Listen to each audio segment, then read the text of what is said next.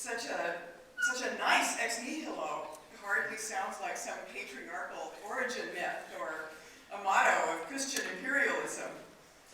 And as we see it stretching inclusively into a God emerging through the participation of its tenderly held finite creatures, I think, well, wait a minute.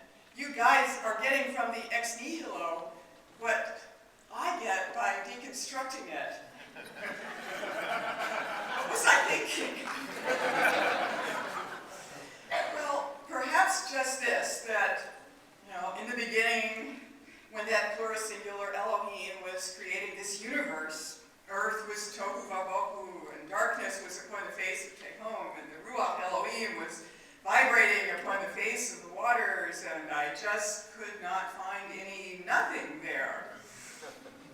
Nor have biblical scholars, Jewish and Christian, for about 100 years. Still, why should I write a book defending a single verse of Scripture? Am I a fundamentalist after all? Well, something more was at stake. I have actually personally never experienced any creative emergence from a blank nothing. I've received many shocks and many gifts of newness, but all I had to do was squint and I could see, at least after the fact, their preconditions, potentialities that got actualized in unpredictable and indeterminate ways.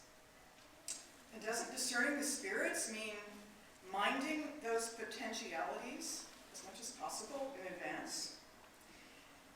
And if the doctrine of creation matters, it is surely not as the inconceivably distant first moment of matter. Interesting as debates may be about what conditions or precedes the Big Bang. What matters theologically is what is materializing among us this very day. This creation, now, here, coming to be, out of its oceanic potentialities.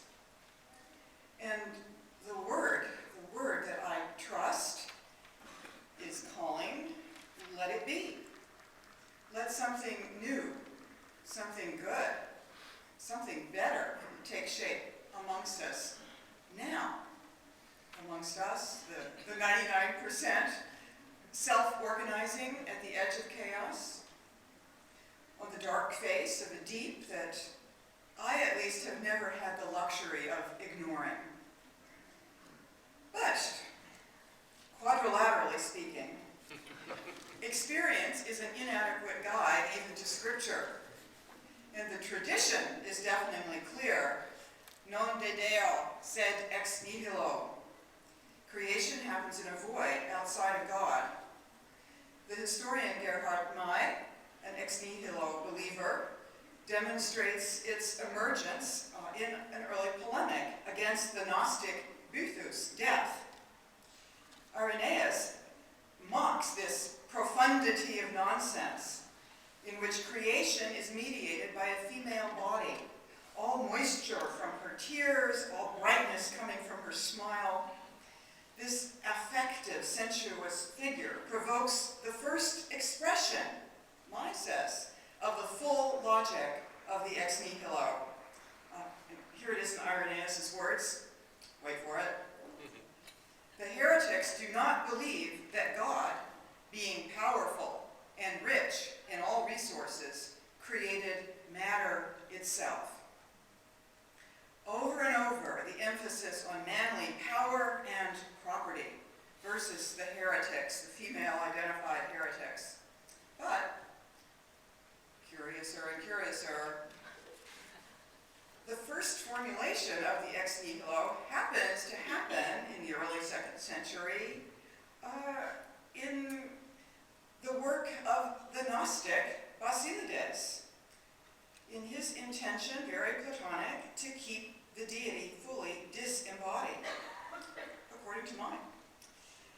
Well then, skipping forward, 4th century, Athanasius. But that out of nothing, and without its having any previous existence, God made the universe to exist through his word. As he says first through Moses, in the beginning God created the heaven and the earth. So he just ignores verse 2. And then Athanasius skips to Hebrews 11:3. What is seen was made out of things which do not appear. Nice, but no ex nihilo. So if I want the tradition reading scripture, what I find is this traditional misreading. Augustine did temporarily recognize in the Tehom a something nothing, his word, no mere nothing, and so temporarily avowed multiple true readings. And really, that's all I asked for, or almost all. But multiplicity itself got repressed as chaotic, partly by Augustine. And so the logic of the one, in Imitatio Dei, has treated much of matter as nothing, most earthlings as blank slates, Hobbes. There, Whitney Bauman showing the connection to Hobbes and to the colonialist doctrines of terra nullius. But to complete my nice Wesleyan quadrilateral in a minute, let reason in, not a homogenizing logic, of course, but one mindful of the relationalisms that have seemed chaotic. The open-ended creativity of process theology, feminist, womanist contestations, quantum indeterminacy, ecological webs of creaturely entanglement. And these relations come enfolded in an ultimate reality itself unfolded in utter embodiment, and yet always also birthing all things in the fluid ground, the Tehom. But what is it or she? Certainly no thing. So is the emergent tradition of a creatio ex profundis, a profundity of nonsense? Well, it does wash out the unquestionable good sense of the ex nihilo and its omnipotent unilateralism. Indeed, it washes out any unquestionabilities, certainly of any pro or con. For the ex profundus will not escape its own waves. Deep